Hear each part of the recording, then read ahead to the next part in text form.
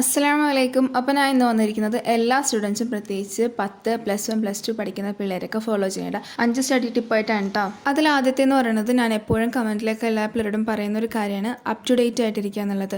നമുക്ക് എത്ര ഒരുപാടുണ്ടെങ്കിലും ഇച്ചിരി ഉണ്ടെങ്കിലും അന്നന്ന് പഠിപ്പിക്കുന്ന കാര്യങ്ങൾ ഹോംവർക്കും അന്നന്ന് ചെയ്യൽ ഭയങ്കര ഇമ്പോർട്ടൻ്റ് ആണ്.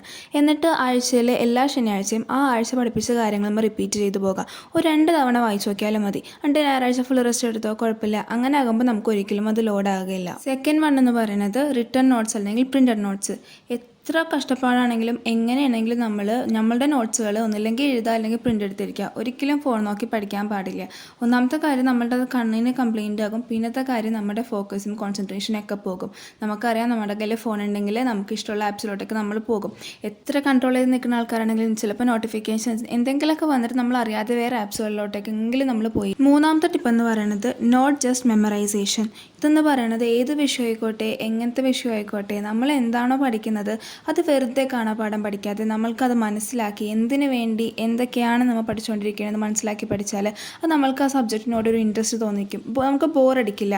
ചിലപ്പോൾ മനസ്സിലാക്കി പഠിക്കുമ്പോൾ വെറുതെ കാണാതെ പഠിക്കുന്നതിനേക്കാൾ കൂടുതൽ സമയം എടുത്തിട്ടുണ്ടാകും. എങ്കിലും കുഴപ്പമില്ല. നമ്മൾ മനസ്സിലാക്കി പഠിക്കുമ്പോൾ നമുക്ക് ആ ഒരു വിഷയത്തിനോട് ഇൻട്രസ്റ്റ് തോന്നും. നമ്മൾ മനസ്സിലാക്കിയ കാര്യങ്ങൾ അതിൻ്റെ അരികത്ത് തന്നെ ചെറിയൊരു ഷോർട്ട് നോട്ട് മാതിരിയൊക്കെ എഴുതി വെച്ചിട്ടുണ്ടെങ്കിൽ നമുക്ക് പിന്നെ അത് എടുത്ത് നോക്കുമ്പോൾ നമ്മൾ ആ ഹോൾ പാരഗ്രാഫ് വായിക്കുന്നതിന് പകരം നമ്മൾ ഷോർട്ടാക്കി എഴുതിയ നോട്ട് വായിക്കുമ്പോൾ നമുക്ക് എളുപ്പം തലയിൽ കയറും. അങ്ങനെയൊക്കെ ഉള്ളപ്പോൾ നമുക്ക് നമ്മളുടെ പഠിത്തം തന്നെ ഒരു ഭാരമായിട്ട് നമുക്ക് ഫീൽ ചെയ്യില്ല. അടുത്ത ടിപ്പിലൊക്കെ പോകുന്നതിന് മുമ്പ് ഒരു കുട്ടി എന്നോട് ഇൻസ്റ്റയിൽ ഹായ് പറയാമെന്ന് വെച്ചിട്ടുണ്ട്. ഫാത്തിമ എന്ന പേര്. അപ്പോൾ ആ കുട്ടിക്ക് ഹായ് ഉണ്ട് കേട്ടോ. അപ്പോൾ നമ്മുടെ നാലാമത്തെ ടിപ്പായിട്ടുള്ളത് പ്രാക്ടീസിങ് ആണ്. നമ്മൾ പഠിക്കുന്ന രീതിയിൽ തന്നെ ഒരു ക്വസ്റ്റ്യൻ വരണമെന്ന് ഒരു നിർബന്ധമില്ല. ഒരു ക്വസ്റ്റ്യൻ ഏത് വിധത്തിലും നമുക്ക് ഒരു വിധത്തിലും വിചാരിക്കാൻ പോലും പറ്റാത്ത വിധത്തിൽ വേണമെങ്കിൽ നമുക്ക് ക്വസ്റ്റ്യൻ വരുന്നിട്ടുണ്ടാകാം. അപ്പോൾ അങ്ങനെയൊക്കെ ചോദിച്ചാലും എഴുതണമെങ്കിൽ നമ്മൾ നല്ലപോലെ പ്രാക്ടീസ് ചെയ്തിട്ടുണ്ടാവണം. നമ്മൾ വെറുതെ നമ്മളൊരു ടോപ്പിക് എടുത്ത് ആ ടോപ്പിക് ഇങ്ങനെ കാണാതെ അല്ലെങ്കിൽ മനസ്സിലാക്കി പഠിച്ചാൽ നമുക്കൊരു ക്വസ്റ്റ്യൻ വരുമ്പോൾ ചിലപ്പോൾ ആൻസർ ചെയ്യാൻ പറ്റിയെന്ന് വരില്ല. അപ്പോൾ അങ്ങനെയൊക്കെ ചെയ്യാൻ വേണ്ടി പ്രീവിയസ് ഇയർ ക്വസ്റ്റ്യൻസ് അല്ലെങ്കിൽ ഗൈഡിലൊക്കെ ഒരുപാട് ക്വസ്റ്റ്യൻസും കാര്യങ്ങളൊക്കെ ഉണ്ടാകും. അപ്പോൾ അതൊക്കെ നമ്മൾ നല്ലപോലെ പ്രാക്ടീസ് ചെയ്യുക. എങ്കിൽ മാത്രം നമുക്ക് ഏത് വിധത്തിൽ ക്വസ്റ്റ്യൻ വന്നാലും ആൻസർ ചെയ്യാൻ പറ്റുള്ളൂ. പിന്നെ എങ്ങനെയൊക്കെ ആൻസർ ചെയ്യണമെന്ന് നമുക്ക് കുറേ കൂടി കിട്ടും. ഇപ്പോൾ 3 മാർക്കിൻ്റെ ആൻസർ ചെയ്യണ പോലെ അല്ല 4 മാർക്കിൻ്റെയും 5 മാർക്കിൻ്റെയൊക്കെ ആൻസർ ചെയ്യണത്. ഓരോന്നിനും അതിൻ്റേതായ വ്യത്യാസവും കാര്യങ്ങളൊക്കെ ഉണ്ടാകും. അപ്പോൾ അത് നമ്മൾ ശ്രദ്ധിക്കുക. അപ്പോൾ പ്രാക്ടീസ് ചെയ്യുന്നതോറും നമ്മൾക്ക് അങ്ങനത്തെ ഒരു കഴിവ് കൂടാനുള്ളത്. അവസാനത്തെയും 5ാമത്തെയും ടിപ്പായിട്ടുള്ളതാണ് മൈൻഡ് മാപ്പിംഗ് എന്ന് പറയുന്നത്. ഇതെനിക്ക് +2 കെമിസ്ട്രി മിസ് പഠിപ്പിച്ചിരുന്നൊരു ടെക്നിക്കാണ്. ഇപ്പോൾ ഒരു ചാപ്റ്റർ ഒരു ടോപ്പിക്ക് കഴിഞ്ഞ് കഴിയുമ്പോൾ ഇതുപോലൊരു ഡയഗ്രാം വരച്ചിട്ട് ചെയ്യുന്നതാണ് മൈൻഡ് മാപ്പിംഗ് എന്ന് പറയുന്നത്. ഏറ്റവും ടോപ്പിൽ അല്ലെങ്കിൽ ഏറ്റവും സെൻറ്ററിൽ വരുന്നത് നമ്മളുടെ ടോപ്പിക്കിൻ്റെ ഹെഡിങ്ങും പിന്നെ അതിനെ കണക്ട് ചെയ്തിട്ട് ഓരോരോ ടോപ്പിക്കുകളും അതിൻ്റെ ചെറിയൊരു ഡിസ്ക്രിപ്ഷനും കാര്യങ്ങളും കൊടുക്കുന്നതാണ്. അതിന് 2-3 എക്സാമ്പിളാണ് ഇവിടെ കാണിച്ചിരിക്കുന്നത്. ഇതുപോലെ നമ്മൾ ഓരോ പഠിച്ച് ഇപ്പോൾ ഒരു ടോപ്പിക്ക് ആയിക്കോട്ടെ അല്ലെങ്കിൽ നമ്മൾ ഹോൾ ചാപ്റ്റർ ഒന്നിച്ചങ്ങ് ചെയ്തോട്ടെ നമ്മളിതുപോലൊരു മൈൻഡ് മാപ്പ് ഉണ്ടായിക്കഴിഞ്ഞാൽ ഇപ്പോൾ നമ്മൾ പെട്ടെന്ന് റിവൈസ് ചെയ്ത് നോക്കുക അല്ലെങ്കിൽ എക്സാമിന് 2-3 ദിവസം മുമ്പ് പെട്ടെന്ന് നോക്കുമ്പോൾ നമ്മൾ ഒരു സാധനം വിട്ടു പോകില്ല. നമ്മളിപ്പോൾ അല്ലാതെ നമ്മളിങ്ങനെ ഓരോ പേജും മറിച്ച് റിവൈസ് ചെയ്യാൻ ചിലപ്പോൾ നമുക്ക് നേരം ഉണ്ടായെന്ന് വരില്ല. അതേസമയം നമ്മൾ ഈ മൈൻഡ് മാപ്പ് എടുത്തിട്ടാണ് നമ്മൾ നോക്കണമെങ്കിൽ നമ്മൾ ഏറ്റവും ടോപ്പിക്ക് എന്താ നോക്കും, അതിനെ കണക്ട് ചെയ്തിട്ടുള്ള പോയിന്റ് നോക്കും, ആ പോയിന്റുകളെ കണക്ട് ചെയ്തിട്ടുള്ള പോയിൻ്റൊക്കെ നോക്കും. അങ്ങനെ ചെയ്യുമ്പോൾ നമ്മൾക്ക് എളുപ്പം നമ്മൾ പഠിച്ച കാര്യങ്ങളങ്ങ് എളുപ്പം ഓടിച്ചു പോകാൻ നമുക്ക് പറ്റും. അപ്പോൾ ഇതും നല്ലൊരു ടെക്നിക്കാണ് കേട്ടോ.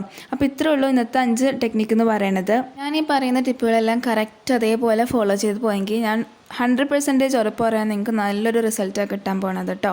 പിന്നെ കുറച്ചും കൂടി ടിപ്പുകൾ വേണ്ടെന്നാണെങ്കിൽ ഞാൻ കുറച്ചാൾ മുന്നേ ഒരു വീഡിയോ അപ്ലോഡ് ചെയ്തിട്ടുണ്ട്. ഇതാണ് ആ വീഡിയോ. അതിൻ്റെ ലിങ്ക് ഞാൻ ഡിസ്ക്രിപ്ഷനിൽ കൊടുക്കാം. വേണവർ പോയി കാണുക. കാരണം അതൊക്കെ ബേസിക് ടിപ്പുകളും കാര്യങ്ങളാണ്. അപ്പോൾ ഇത്രയൊക്കെ ഉള്ളൂ ഇന്നത്തെ എൻ്റെ വീഡിയോ. പിന്നെ ഒരു കാര്യം എനിക്ക് പറയാനുള്ളത്, കുറേ പേര് ചോദിച്ചു എന്താണ് ഇപ്പോൾ ക്രാഫ്റ്റ് മാത്രമേ ഉള്ളൂ സ്റ്റഡി വ്ളോഗൊന്നും ഇല്ലേന്ന്. സംഭവം എന്താണെന്ന് വെച്ചാൽ എനിക്കിപ്പോൾ സെം ബ്രേക്കാണ്. 17-ാം തീയതി തുറക്കുള്ളൂ. അപ്പോൾ അതിൻ്റെ ഇടയിൽ എനിക്ക് കുറച്ച് എക്സാമിൻ്റെ ടൈമിൽ ചെയ്യാൻ കൊതി വന്ന കുറച്ച് കാര്യങ്ങളൊക്കെ ഈ സമയത്തിരുന്ന് ചെയ്യാമെന്ന് കരുതി. അതിൻ്റെ അപ്പോൾ ചെയ്യുമ്പോൾ എന്തായാലും നിങ്ങൾക്ക് വീഡിയോ ഒക്കെ എടുത്ത് കാണിക്കണമെന്ന് കരുതി. അതുകൊണ്ടാണ് അതൊക്കെ അപ്ലോഡ് ചെയ്യുന്നത്.